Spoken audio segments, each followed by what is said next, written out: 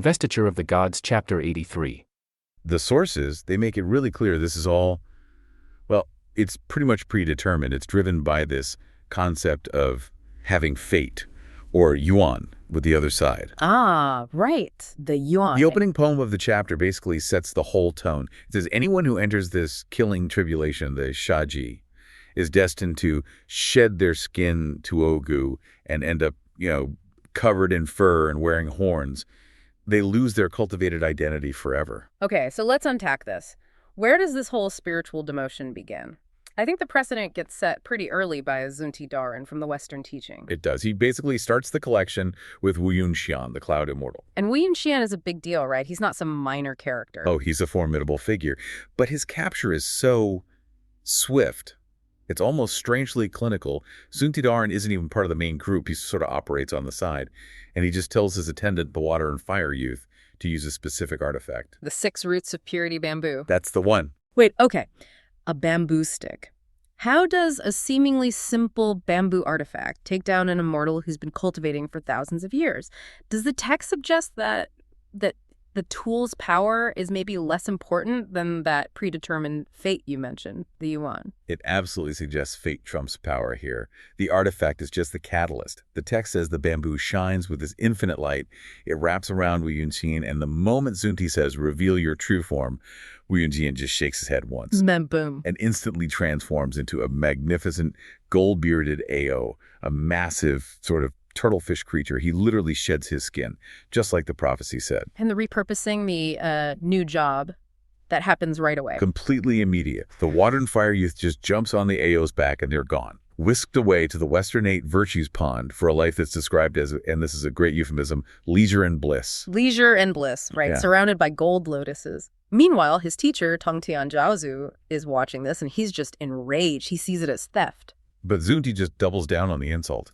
Of course he does. Exactly. He explains with this signature smugness that, well, Wu Yunxian had yuan with the West, and this fate is objectively better than staying tangled up in the mortal conflict, the red dust. The message is pretty clear then. I didn't steal your disciple. I saved your pet from a fight. It was never going to win. It's the ultimate spiritual smash and grab. Wow, okay, so that sets a pretty grim stage for the main event. Let's move on to the battlefield proper, to the first major captive of the Chan teachings, Qishu Xinan. Right, so Qishu Xian comes out of Taijie. He's challenging everyone, singing this cryptic song about the great Tao. And Yonshi Tianzun, the leader, he points at Manchu Guangfa Tianzun and says, you're up. And he arms him with something that is decidedly not subtle. Not subtle at all, the Pangu banner. That is bringing a cannon to a knife fight. So Manjusri takes this banner, he walks into the Taiji array, which sounds terrifying. Iron walls, copper barriers, mountains of weapons. Qishu Xian thinks he has him trapped. He thinks he's got the upper hand. But he's wrong. Very wrong. Manjusri doesn't even really need the banner to take him down. He just reveals his Dharma form, his true spiritual power, and the visuals here are meant to just overwhelm you. What does he look like? His face is the color of indigo, deep blue, with red hair, a red beard, and he's just covered in this auspicious 5-colored glow and golden light. This is power made physical. It's terrifying. So once the array is broken, what's the capture tool? Is it something equally epic? Ironically, it's pretty simple. It's the demon binding rope. Once he's tied up, Manjusri just calls in the spiritual security detail, the yellow turban strongmen, and tells them to haul him back to the command tent. And this is where the real humiliation happens. Yes, delivered by Naji Shanweng, the South Pole Immortal. He uses an incantation, forces Qishu Xian to show his true form, and with a shake and a roll, he's revealed to be a majestic green-maned lion. Okay, so they didn't just turn him into a mount, they publicly branded him, didn't they? That is the most biting detail. The lion is immediately designated as Manjusri's personal mount, but then they hang a plaque around its neck. Yes, a plaque with the name Qishu Xian on it, like a dog tag. And the text explicitly says Tongtian Jiaozu's face turns red with shame and anger when he sees it. The message is clear. You're not just defeated. Your very identity is now our property. Seeing his disciple branded like an animal must have been a punch to the gut for Tongtian. He's furious already, and then the next challenger steps up immediately. Exactly. Next up is Ling Yixian from the Lianji array, the two poles array. And he comes out all confident, even after what just happened. Very confident. He says his formation will determine high and low. This challenge is met by Puxian Zenran, and he's armed with the Taiji Talisman seal. Puxian gives a great pre-battle taunt here, doesn't he? He basically tells Ling Yixin, you're about to manifest your original form, and you're going to regret this. The writing just leans so heavily into the inevitability of it all. Ling Yixin unleashes thunder, all the array's magic. But Puxian's response is even more ferocious than Manjusri's. His Dharma form. His Dharma form, a face like a purple date. A purple date? That is such a bizarrely specific image. What is that trying to convey? Is it just that this cosmic power is alien to us? That's precisely it. It's showing that the true face of this level of power is not the beautiful human-like form of an immortal. It's elemental and fierce. He has a giant mouth, tusks, 3 heads, 6 arms. Okay, so a terrifying sight. Absolutely. Yeah. He uses a long rainbow rope to tie him up, and once again, Naji Xinwing steps in. He strikes Ling Yixin a few times with the 3 treasures Jade Rui. And the pattern completes itself. Ling Yixin transforms into his original shape, a majestic white elephant. And just like the lion, he's immediately claimed as Puxian's mount, name, claque, and all. So now Tongqin has a green lion on his left and a white elephant on his right, both being paraded as trophies, both wearing the names of his best disciples. The text says he's beyond rage at this point. He sees the lion and the elephant and is enraged. And that fury just sets the stage for the final capture we're looking at today. Jing Guangxian from the Four Symbols Array. Jing Guangxian comes out proclaiming he can subdue dragon and tiger, but the outcome is already written. Yuanqi Tianzun picks Qihang Daoren for this fight and says, flat out, this is Qihang's fated mount. The spiritual contract is already signed. The ultimate spoiler is even in the description of the array, right? The text notes its destiny is to meet the golden-haired Hao. So we know what he's about to turn into. We do. Jie Wangyan attacks, but Qihang Daoren reveals a dazzling Dharma form, maybe the most auspicious-looking one of all. How so? His face is described as being like powder so, very pale, 3 heads, 6 arms, but his eyes are blazing with golden dragons and firelight. Yeah. And he has golden lotuses growing out of his ears. And the details around him, the accessories, they really drive home his authority. They really do. Xiang's feet are stepping on a golden Ao, which is a deliberate nod to the one Zunti captured earlier. It's like showing off their shared success. A little flex. A huge flex. And he's holding a 3 treasures Rui, but most importantly, he has a willow branch behind his elbow. And that willow branch becomes so important later, it signals his connection to compassion and healing, even in the middle of this brutal demotion.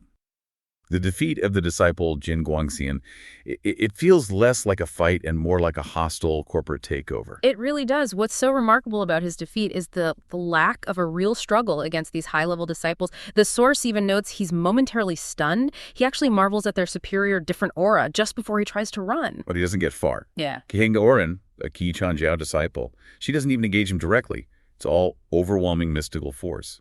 She raises the 3 treasures, Jade Rui, this powerful jade scepter, and these yellow turbaned strongmen are just commanded to seize him, drag him away. And that artifact, the 3 treasures Jade Rui, that's key. It's an implement of ultimate spiritual authority. It signals that this defeat isn't about personal skill. It's a mandate from the very top of the Taoist hierarchy. And once he's captured, the transformation is immediate. It's non-negotiable. So back at the Reed Canopy, Nanji Qin Wang, following direct orders from the Supreme Sage Laozi, forces the truth out of him. He strikes Jing Guangxian's neck and just commands him to reveal his true form. And the disguise just sheds instantly. Jing Guangxian rolls on the ground and he reveals his enormous original self, the golden-haired Hao. For anyone listening who hasn't encountered this creature, what exactly is a Hao? It's often described as this mythical, fierce hound-like beast, visually very powerful, but spiritually it's considered subordinate to the immortal's human form. So revealing the Hao isn't just magic, it's a statement, a profound statement about Jing Guangxian's spiritual inferiority, that he's only capable of servitude. Yeah. And the repurposing is immediate. It's the ultimate political subordination. Yuanqi dictates that the Hao be marked with a plaque bearing Jin Guangxian's name and is immediately assigned as Qihang Daoren's personal mount. A powerful enemy disciple is just reduced to transportation. So if we zoom out a bit, this moment finalizes a crucial set of acquisitions, right? They'd already captured the mounts of other disciples, the lion and the elephant. And now, with the golden-haired Hao, the 3 key mounts are all assembled. This is the mythological nexus point. The source explicitly connects this event to the later story. It notes that this final collection establishes the figures who will become the 3 great bodhisattvas of Buddhism, Manjusri, Samantabhadra, and Guanyin, who is, of course, the future form of Seheng Daolen. The text confirms this is all done to, and I'm quoting, later promote the rise of Buddhism. It's the ultimate mythological recruitment strategy. Defeat your rival, expose their base form, and then turn them into the literal foundation of the next spiritual system. Let's talk about Giling Shengmu, the mother tortoise. She steps forward, a figure of absolute loyalty, ready to avenge her comrades. And she is a figure of ancient power. She comes out in this large, red, 8 trigrams robe, which signifies a deep understanding of Taoist cosmic principles. But the sages, they immediately dismiss her based on her origin. Yuanxi Tianzun, instead of acknowledging her mastery, just mockingly questions how such a thing could ever hope to achieve enlightenment. That derision is just brutal. And the descriptive poem in the source is critical here. It says her roots were born from mud. Banye. What's the significance of her being the mother turtle, the Muwugi? It means she's of an older, earthier, more elemental power, associated with Fuxi, divination, the dawn of civilization. By calling her born from mud, Yuanxi is placing her beneath the purified celestial existence of the Changjiao. She's ancient, but in this new hierarchy, that's a flaw, not a strength. Right, and despite that spiritual slight, she is formidable. She engages Julu Sun, and she deploys the powerful Sun and Moon Pearl.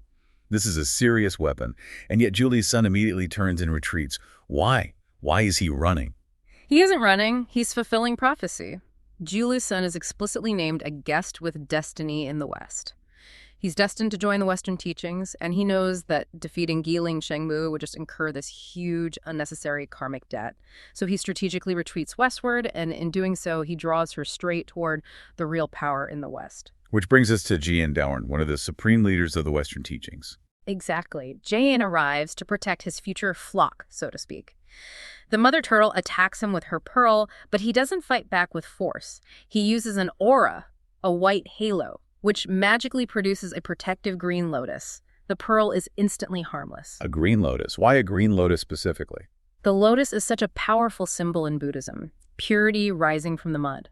It is the perfect, serene counterpoint to the raw, ancient, earth-based power of her pearl. And then Jiejiao delivers the core philosophical justification for the entire war. He says the conflict is due to fate, to karma kishu shran. Let's just pause on that phrase for a second. Kishu shran. Destiny willed it. This isn't just an excuse, is it? It's the whole operational principle of the Fengshen Yanyi conflict. It's the ultimate get-out-of-jail-free card for cosmic violence. It allows the supreme sages to perform these, heinous acts like dismantling an entire spiritual lineage without incurring guilt. If fate dictates it, they're just instruments. So Jiejiao uses his prayer beads, they strike the turtle, and she's forced into her original, massive, and completely vulnerable form. Juli's son sees the opening, he moves in to kill her, but Jiejiao stops him again. He warns against endless karmic retribution. The sages are so concerned about debt, but avoiding that debt leads to, I think, the most shocking, unpredictable demise in the whole chapter. Oh, absolutely. The mother turtle is collected by the White Lotus boy into a small bag, but when the boy opens it, trying to secure her, the chaotic spiritual energy is just too much, and this massive swarm of powerful, ravenous mosquitoes escapes instead. This is where the poetry turns into cosmic horror. The sources say they sound like thunder, sting like a needle, and gather so thickly they look like hairpins. This isn't elegant spiritual combat, it's an ecological disaster. It is pure, brutal consumption. The mosquitoes descend on the massive, helpless turtle form, and they just suck her into an empty shell. Shi Cheng Konke, this ancient, loyal spirit. She doesn't meet her end by a legendary sword, but by blood-sucking pests. But the karmic overflow doesn't stop with her. This accidental swarm creates an irreversible spiritual liability for the very teachings that are destined to win. And this is the crucial, often missed nuance of the source material. It's the cost accounting of destiny. The mosquitoes, now energized by the turtle's spiritual essence, fly straight to the Western teachings base. And they voraciously consume 3 grades of the sacred 12-grade Lotus Terrace before they can be stopped. Wait, they take physical, spiritual damage to their holy site. That's not symbolic. That's a permanent scar on the new order. It is an irreversible loss. The source notes that the sages realize the damage means regret cannot catch up. And this permanent injury to the core seat of the Western teachings is then cited as a prelude to the future rise of the Buddhist monastic order. It establishes that even divinely mandated change comes with these unavoidable accidental price tags. That theme of accidental cost is such a fascinating counterpoint to the cold calculation of the sages. And speaking of cold calculation, let's look at the final strategic mandate. After the skirmish, the four supreme sages, Laozi, Yuanxi, Jiyan, and Zunti, they convene at the reed canopy. And the conversation shifts immediately from justification to action. Yuanxi and Laozi agree the array must be broken immediately to extinguish the delusions of the Jiejiao and, crucially, to ensure their own disciples complete the karma, Wanjishu. There's a note of profound sadness in the text, though. They acknowledge that this violence will tragically cut off the path for future seekers of the Tao. It's a recognition that their victory means closing doors, permanently. It is total closure. And then they finalize the weaponized plan, giving the details to Jiangxia. They have to secure victory by turning the enemy's own strength against them. And the centerpiece of this plan is a shocking turn of revenge. Jiangxia is ordered to retrieve the four powerful swords, Zhu, Lu, Xian, and Zhu, the same ones that had been used against them earlier. And they assign four specific high-ranking Changzhou disciples to breach the array using those very same captured weapons. But the final instruction, that is the most revealing part of the whole strategy. They must use the enemy's own weapons to sever his disciples. So this ensures that the Jiejiao disciples fulfill their own cycle of destiny, their own Jishu. The Changzhou sages aren't personally incurring the evil karma of the destruction. They're just acting as instruments to make sure the Jiejiao destroys itself with its own powerful captured weapons. It's a perfectly insulated clinical victory. Hongjian and Longjin. Now, they were safely stationed miles away at Tongguan. They should have been fine. Right, they're out of the action. They should be. But the sheer gravitational pull of the array, this magnetic requirement to fulfill their destined tribulation, their Jiejiao, was just too strong. They felt compelled to go. So they get permission from King Wu, but the sources make it really clear this wasn't like a strategic decision. Not at all. It was an impulse. They literally told the king they were going to complete their doom. Wow. And Jiejiao, the Grand Marshal, the guy in charge of the whole Zhu army, he couldn't stop them. He literally could not stop them. Okay, so that inability is the key here. It is the narrative key. The text explicitly tells us this happened because heaven's decree made it so. The authors used this moment to basically warn the reader. Don't analyze the tactics. Analyze the mandate. Exactly. But if the Grand Marshal couldn't stop them, doesn't that kind of, pull the rug out from under the whole idea of heroic action or military discipline in this entire saga? It does. It suggests any effort to resist fate is just useless. And that is precisely the point the sages want to make.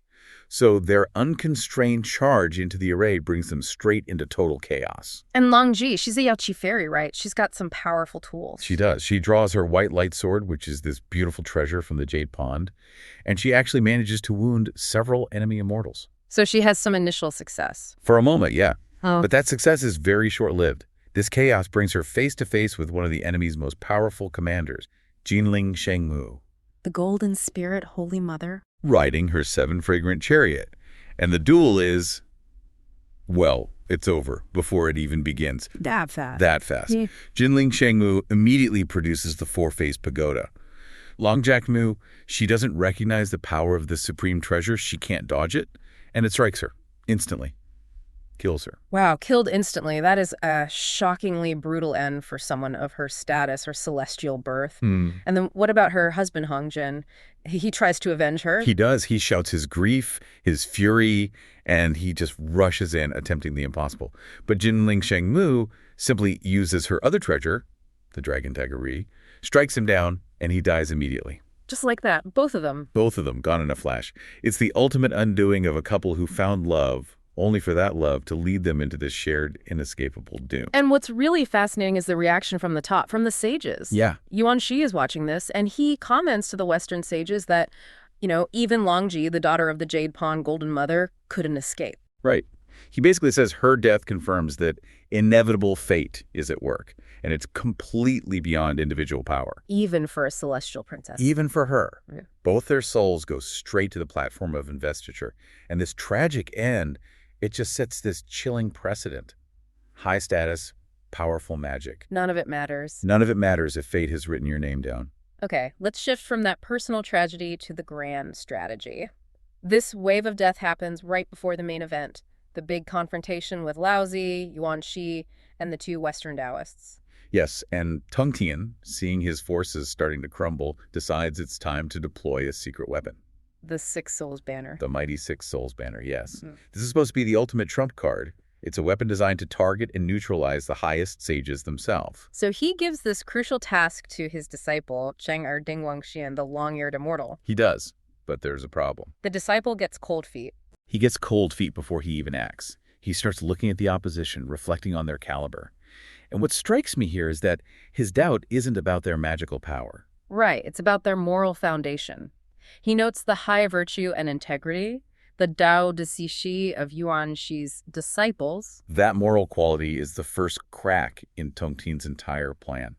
And then Chang'er looks over at the Western sages, and he sees their immense power, their dharma, evidenced by these three Sharira lights just radiating from the top of their heads. So this isn't just about raw power. This is like certified, undeniable spiritual merit he's seeing. It is.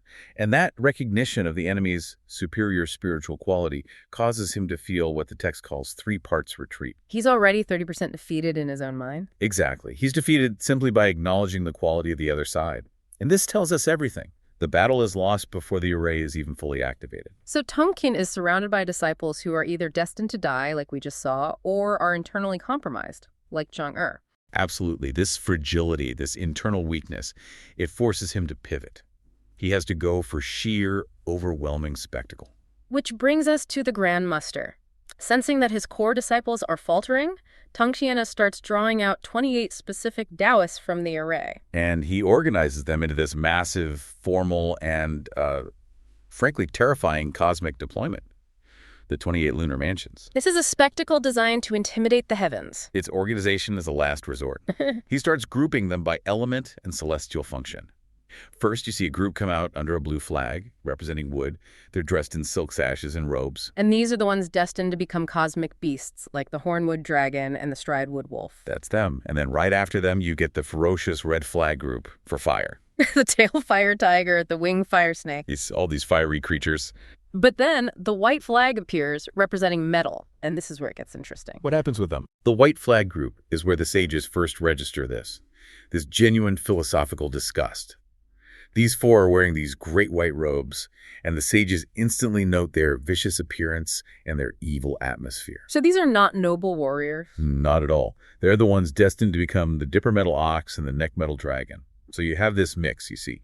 Some look noble, others are clearly vicious. And others are described with these profound cultivation terms, but it's clear they failed to actually achieve true enlightenment. Exactly.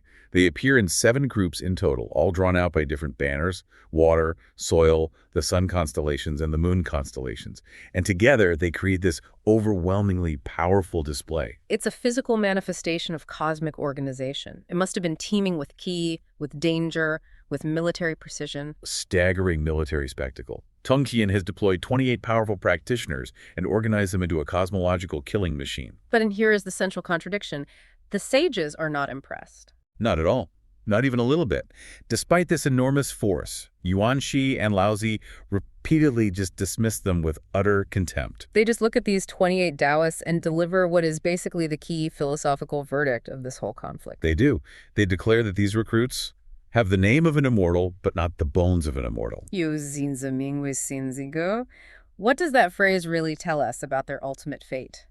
I mean, it's the ultimate spiritual background check. It means they lack the intrinsic quality, the right foundation. They're judged to lack the root of cultivation and the blessing to cultivate. So it's not about how powerful their magic is. No, it's about their spiritual integrity, their karmic destiny. So the Phlages see this huge organized array not as a legitimate threat, but just as, I don't know, the inevitable process of these unfortunate low-quality souls being swept up to fulfill the quota. Pretty much. They're just there to complete the investiture list. Their low spiritual quality justifies their defeat before a single blow is even struck.